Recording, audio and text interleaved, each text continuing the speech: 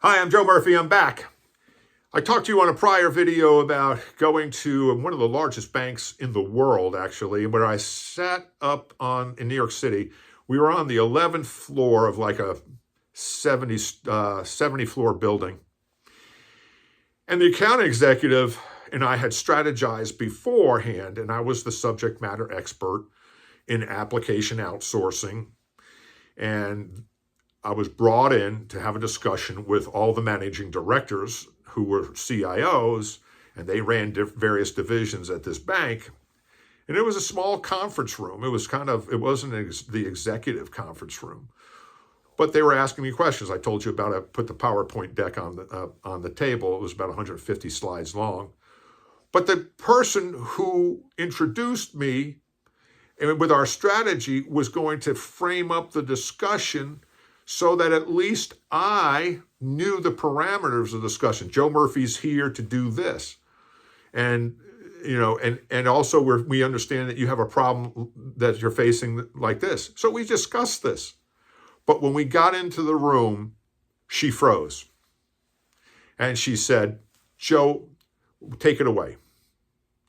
Now, I kind of was taken aback, but I acted like there was nothing wrong. Like this was exactly what we planned. And I stepped back and I said, well, here's what I know. I think you're facing some challenges here, doing some offshore work where the work isn't getting done properly, or there's some challenges here that I think that I may be able to help you with. I'm not sure. But I'd like to talk to you about what you're currently doing and how you're outsourcing your work over to India is being performed today. And the gentleman at the time had his beeper on. Now, this is how long ago it was. He had his beeper on, and the beeper kept on going off.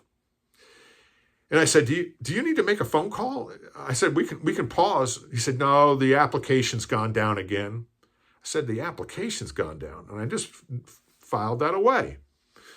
And so I started talking about how I'd been to a big conference with all the experts on outsourcing, and I came back and I have this PowerPoint deck in front of me, but I'm not going to walk them through it, but I want to talk to them about some of the challenges they may be facing. The beeper kept on going off, and he kept on looking at it. I said, are you sure?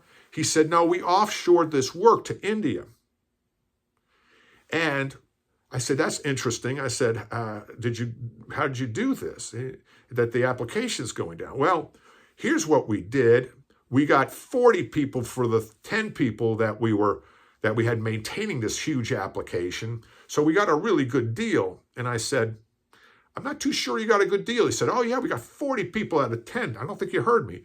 I said, yeah, but your application's going down. He said, yeah, it was going down when the 10 people had it. I said, yeah, but maybe you did the wrong kind of contract. And they all looked at me. I said, maybe you got the wrong kind of contract, period. They all looked at me and they said, what do you mean? I said, well, did you not do a fixed price contract? I said, well, what would that do? I said, instead of worrying that you got 40 people versus the 10, you knew what the bill rate was. Well, I know what the bill rate is because we only have 40. I said, yeah, but now you've incentivized them to fix that application and drive the problems out of it so it doesn't go down. And I said, you really shouldn't care whether they got 40 or 10 or 5. You want a firm fixed price, but you want that application to be fixed with service levels, and you tie it to performance. And they looked at me. This is one of the largest banks in the world. They said, we could do that? And I won't mention the client's name, but I said, you are XYZ Bank. If not the largest bank in the world, you're in the top 5. You can do anything. And they all looked at each other and they were like, okay, let's go through their deck. See, I had their attention because I gave them the opportunity that I showed them that they didn't do something that they should have done. So think about that with your next presentation.